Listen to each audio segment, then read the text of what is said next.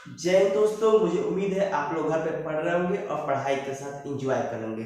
इसके पहले हम आपको चंद्रगुप्त मौर्य के 2 वीडियो बता चुके हैं। पहले चंद्रगुप्त का एक मोटे मोटी ढांचा आपको बता दिया था कि चंद्रगुप्त कौन थे, चंद्रगुप्त मौर्य की स्थापना किसने, मौर्य वंश की स्थापना किसने किया था, उनके कौन कौन से उत्तराधिकारी हुए। उसके बाद अशोक के बारे में बताए थे, अशोक के स्तंभ, अशोक के शिलालेख के बारे में बताया था। और आज हम बताएंगे चंद्रगुप्त मौर्य वंश के जो संस्कृति है उसके बारे में जानेंगे।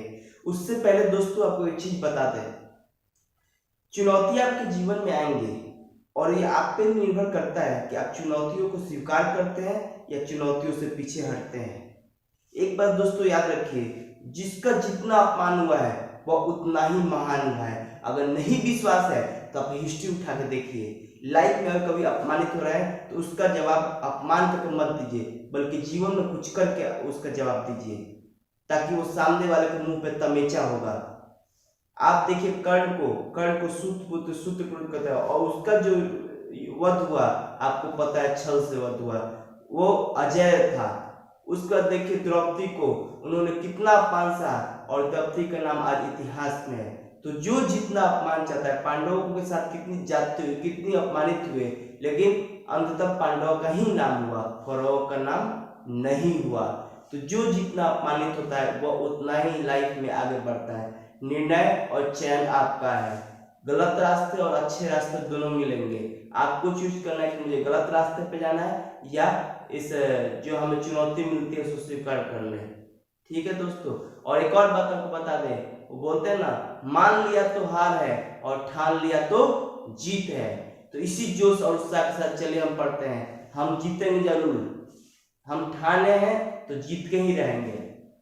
तो चलिए मौर्यकालीन संस्कृति के बारे में जानते हैं। तो उसमें जो प्रशासन, वहां का जब मौर्यकालीन जब शासन था, मौर्य वंश था, तो उसका प्रशासन कैसा रहा होगा।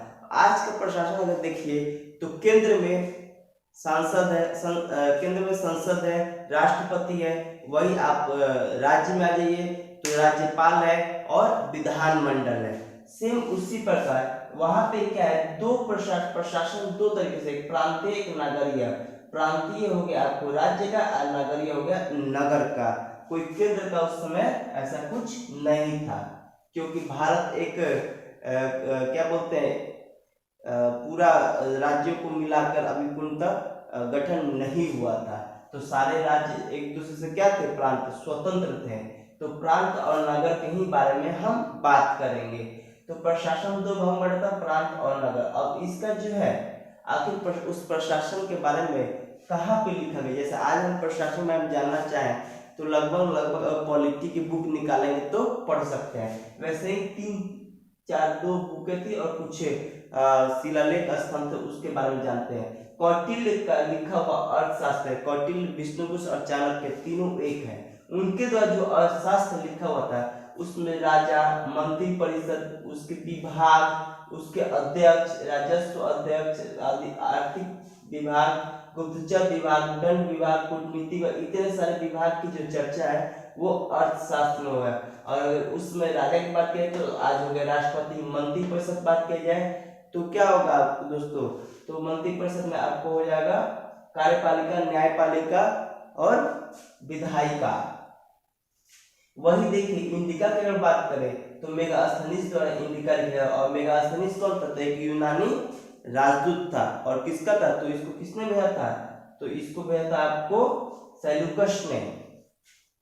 और पाटलिपुत्र का उसमें क्या मिलता है दोस्तों, तो जो नगर का विवरण मिलता है वो एक ही नगर का विवरण मिलता है। किस नगर का, पाटलिपुत्र नगर का। साथ ही सैन्य व्यवस्था वहां का क्या था और आर्थिक स्थिति कैसी थी, उसका जो विवरण मिलता है वो इंडिका से मिलता है। तो यहाँ तक समझ के दोस्तों एकदम ध्यान से सुनिए, लाइन बाई लाइन याद हो जाएगा। रुद्रदामन के जूनागढ़ लेखा था और एक अशोक के अभिलेख थे। तो रुद्रदामन के जूनागढ़ जो लेख था उसमें क्या है, सौराष्ट्र का प्रशासनिक व्यवस्था मिलता है। वही अशोक के अभिलेख से प्रशासनिक सुधार मिलता है कि वहां की कैसे सुधार किए गए। ठीक है, अब देखिए यह भारत की प्रथम केंद्रीकृत प्रशासन प्रणाली का उल्लेख है। आपको क्वेश्चन मौर्य काल या गुप्त काल से क्यों पूछा जाता है, क्योंकि ये भारत के अस्थायी प्रशासन था और यहाँ से जो है हम बहुत कुछ सीखने को मिलता है। इसीलिए कहा गया है दोस्तों, इतिहास पढ़ना बहुत जरूरी है। अगर आपको इतिहास का ज्ञान है तो पहले से ही पता चल जाएगा कि मंत्रिपरिषद, राज्य विभाग और ये सब क्या होता है। तो वही भारत की प्रथम केंद्रीकृत प्रशासन प्रणाली का उल्लेख कहाँ से मिलता है, तो यही मौर्य वंश से आपको मिलता है। मंत्रिपरिषद में प्रधानमंत्री, पुरोहित, सेनापति, युवराज। अब उसमें कौन कौन से मंत्री, तो प्रधानमंत्री, पुरोहित तथा सेनापति और युवराज। और आपको पता हो कि प्रधानमंत्री पुरोहित उसमें कौन था, चाणक्य था, ठीक है। और युवराज कौन होता था, तो राजा का उत्तराधिकारी। अब इसमें कुछ देखेंगे, चंद्रगुप्त के प्रधानमंत्री और पुरोहित कौन थे, कौटिल्य या आपको कह सकते हैं चाणक्य। और बिंदुसार के समय कौन था, तो विष्णुगुप्त ही कौटिल्य के नाम है। और बाद में इनके मरने के बाद कौन बना था, खल्लाटक बना था। और अशोक के समय कौन बना था, तो राधा गुप्त। अशोक, राधा, बिंदुसार, विष्णुगुप्त, उसके बाद इसको चंद्रगुप्त के समय आपको याद है चाणक्य। चंद्रगुप्त, चाणक्य, बिंदुसार, विष्णुगुप्त और खल्लाट। अब इसका प्रशासनिक व्यवस्था देखें तो अगर आज की तुलना करेंगे इसके प्रशासन, तो केंद्र था देश, प्रांत था राज्य, मंडल को प्रमंडल या कमिश्नरी कहते हैं, और उसके नीचे जिला होता है और बाकी गांव होता है। तो वैसे ही इसको भी हम देखेंगे, केंद्र के पास देश में अभी बताइए वहां पे कौन था, राजा था। प्रांत, राज्य, राजकुमार, ये राजकुमार के अधीन हुआ करता है। राजकुमार कौन, मतलब जो इसके संतान थे, आर्यपुत्र भी कहता है। अशोक के समय 5 प्रांत थे और प्रांतों को क्या कहते हैं, चक्र कहा जाता था। मंडल या प्रमंडल या कमिश्नरी, उसके जो आपको अधिकारी होता था वो प्रदेष्टा होता था, जिसको कहते हैं फौजदारी न्यायालय का न्यायाधीश जो है वही मंडल का पूरा अधिकारी हुआ करता था। वही जिला का देखें तो विषयपति या स्थानिक था, जो भू राजस्व का इकट्ठा करता था।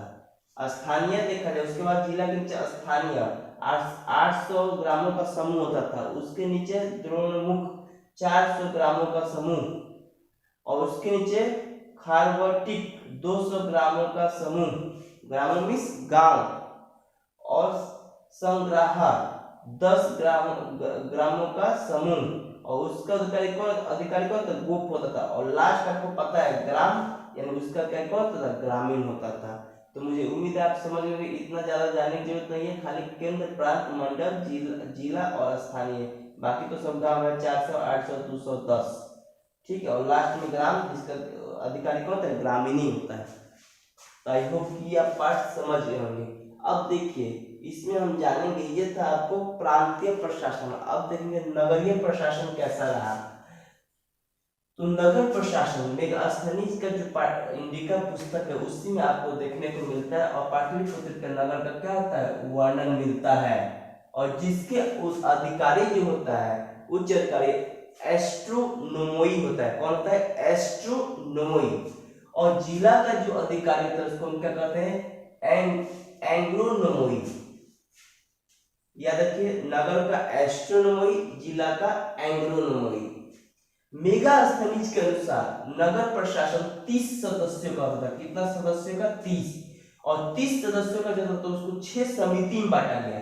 अब 6 समिति गुने 5, हर एक समिति में कितना दिया गया, 5 दिया गया। तो 5 एकम 5 और 6 गुने 5 कितना हो गया, 30।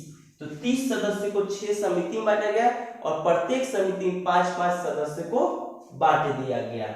तो ये मोटा मोटी खाचा था। अब देखिए आगे न्यायिक प्रशासन। अब न्यायिक प्रशासन वहां का कैसा था, वहां का न्याय कैसा था, तो न्यायिक प्रशासन छोटा न्यायालय होता था। कौन, ग्राम न्यायालय को छोटा न्यायालय कहते थे। और उसके बाद देखिए संग्रहालय न्यायालय होता था, स्थानीय न्यायालय होता था, जनपद न्यायालय होता था, ये सब उसके ऊपर होते थे। और लास्ट में केंद्रीय न्यायालय पाटलिपुत्र था। और सबसे उच्च जो न्यायालय होता है, सर्वोच्च न्यायालय जिसको हम बोल सकते हैं, वो था आपका राजा का न्यायालय। तो ये हो गया आपको न्यायालय से। आज भी आपको पता है सर्वोच्च न्यायालय जहाँ राष्ट्रपति प्रधानमंत्री होते हैं, तो राजा के पास सर्वोच्च न्यायालय था। और आपको बता दें कि उच्च न्यायालय जिसको था उसको पाटलिपुत्र, आज भी पाटलिपुत्र में उच्च न्यायालय देखने को मिलता है। और ग्राम का न्यायालय भी उसमें जो वहाँ के बुजुर्ग लोग या फिर जो वहाँ के जमींदार होते थे वो सब मिलकर न्याय करते थे। अब देखिए सामाजिक जीवन। अब सामाजिक जीवन कैसा था उस समय? तो कौटिल्य के अर्थशास्त्र के अनुसार क्या था, 4 वर्णों में बटा हुआ था, ब्राह्मण, क्षत्रिय, वैश्य, शूद्र। आपको बता दें दोस्तों, और यही बंटने के कारण जो है पूरा युद्ध और लड़ाई हुआ था। कौटिल्य ने शूद्र को आर्य भी कहा है। शूद्र को क्या कहा है दोस्तों? आर्य कहा है। लेकिन शूद्र का कार्य शिल्प और व्यापार भी करना, व्यापार, शिल्प, कृषि और पशुपालन भी हो सकता है। शूद्र को सेना में भर्ती करने की अनुमति दे दी, लेकिन यहाँ पे शूद्र को सेना में भर्ती किया 3 शूद्र पे एक आपको मतलब ये वैश्य, क्षत्रिय या ब्राह्मण सेना रहेगा। अब देखिए मेगास्थनीज ने 7 जाति को बताया। ये तो कौटिल्य के हिसाब से 4 जाति था, लेकिन मेगास्थनीज जो है पूरे समाज को 7 वर्ग में बांट दिया है। दार्शनिक, किसान, अब दार्शनिक कौन आ गया? ब्राह्मण वर्ण आ गए। किसान पता है आपको, अहिर वाला मतलब जो दूध दूहते हैं, उसका कारीगर, शिल्पकार, वो एक हो गया था, 1 2 3। उसका सैनिक आपको पता है, निरीक्षक आपको पता है, और सभासद, बस यही था। ये 7 भागों में उन्होंने बांट दिया। अब देखिए स्त्रियों की दशा के बारे में जानते हैं कि उसमें स्त्रियों की दशा कैसी थी। तो जाहिर सी बात है पुनः विवाह था, नियोग था, ठीक है, विधवा विवाह, ये अच्छी स्थिति थी। नियोग मतलब कि पति के मरने के बाद देवर से शादी करा देना, उसको क्या बोलते हैं? नियोग बोलते हैं। तो ये जो स्थिति थी अच्छी थी, लेकिन उतनी भी अच्छी नहीं थी। क्यों? क्योंकि स्त्रियों को बाहर जाने की स्वतंत्रता ही नहीं था। अब लीजिए पंख दे दिए, अब पंख उड़ाना ही नहीं है, तो क्या फायदा है उस चीज का? स्वतंत्रता का कोई फायदा है? तो स्वतंत्रता ही नहीं था। किस लिए? तो बाहर जाने के लिए। तो सब तो यही पे मार खा गए। तो स्थिति बताइए कैसी अच्छी होगी? जब तक आप बाहर जाइएगा नहीं, बाहर का क्या समाज है, बाहर का कैसे रहन सहन है, आप कैसे सीखिएगा? इसीलिए क्या है कि स्थिति हम उतनी अच्छी नहीं कर सकते हैं। और साथ ही सती प्रथा का प्रचलन नहीं था।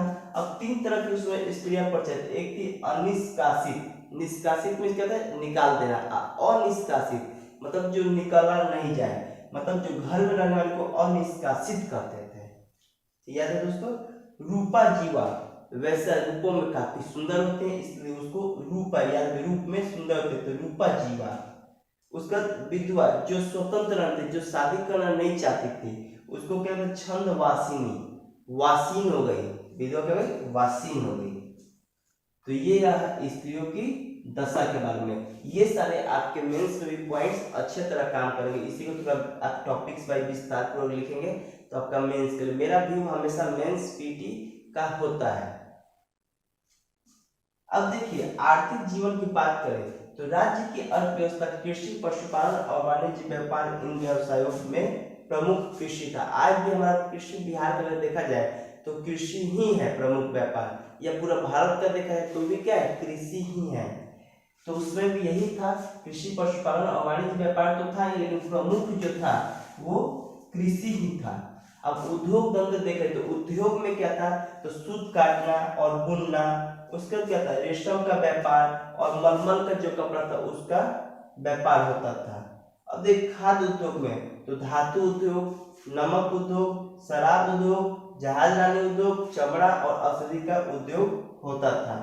कर 2 तरह का, एक था सीता कर जो राजभूमि पर खेती से प्राप्त होने वाला कर था, मतलब वैसे लोग जिसके पास जमीन नहीं था तो राजा जो राज जमीन होता राजभूमि वो दे देता और उस पर जो कर लेता था उसको बोलते हैं सीता कर। दूसरा भाग मतलब स्वतंत्र रूप से जो कृषि, जिसपे कृषि करने वाले जो किसान है उस पे कर लेता था, वो कर 1/6 से 1/, क्षमा चाहेंगे दोस्तों, 1/6 से कितना होता था?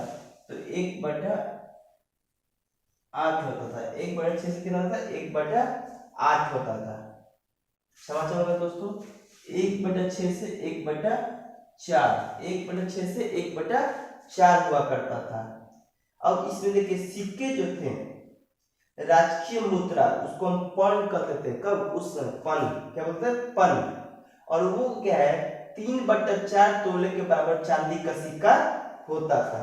स्वर्ण सिक्का का भी है तो निक्स, और उसको स्वर्ण कहते थे। उसमें क्या कहते हैं? स्वर्ण, मतलब तीनों प्रकार के सिक्का होते थे, चांदी, सोना और तीसरा तांबा। तांबा को मासक और काकणी, क्या बोलते हैं, काकणी। व्यापार, तो व्यापार में सर्वोच्च अधिकारी कौन था, पण्याध्यक्ष, और उसके नीचे कौन था, संस्थाध्यक्ष। और मौर्य काल में पाटलिपुत्र से 4 प्रमुख मार्ग थे। ये सारे क्या है, मार्ग है, क्या है, मार्ग। आपको बताया था जब पिक्चर आपको दिखाया था भारत का, तो ये देखिए, मान लीजिए आपका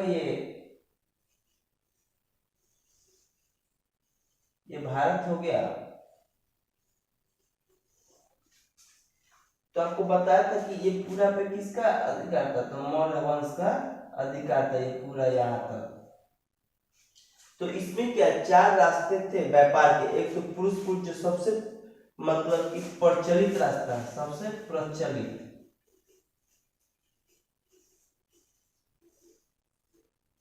सबसे प्रचलित रास्ता जो था पुरुषपुर था। पुरुषपुर वो क्या था, ऊपर, कब, उत्तर में।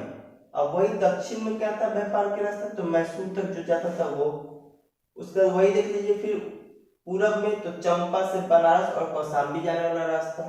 फिर आप पश्चिम में देखें तो पंजाब, जो मध्य एशिया में पश्चिमी एशिया को जोड़ता था व्यापार के लिए। ठीक है, अब इसमें कुछ इंपॉर्टेंट चीज देखेंगे कि मौर्य काल में भारत का व्यापार पश्चिम एशिया में होता था। कहाँ, तो मिस्र, चीन, श्रीलंका से भी होता था। चीन से रेशम, नेपाल से चमड़ा, सीरिया से मदिरा, पश्चिम एशिया से घोड़ा। भारत से मिस्र में क्या होता था, तो निर्यात होता था। तो क्या क्या निर्यात होता था मिस्र में, तो हाथी दांत, कछुआ, लकड़ी का निर्माण, वो कहाँ से होता था, वो भारत से मिस्र में निर्यात होता था। तो देशज वस्तु पर 4% कर लगता था। मतलब कहने का मतलब ये है कि आप जो वस्तु बेचते थे उस पर 4% कर था, और वही आय पतित वस्तुओं पर कितना परसेंट करता, तो 10% का करता। मतलब जो आपका वस्तु है वो 4%, और जो दूसरा सामान खरीद रहे हैं किससे, आयात कर रहे वो 10% कर लगता था। तो मुझे उम्मीद है दोस्तों आपको समझ में आ गया होगा।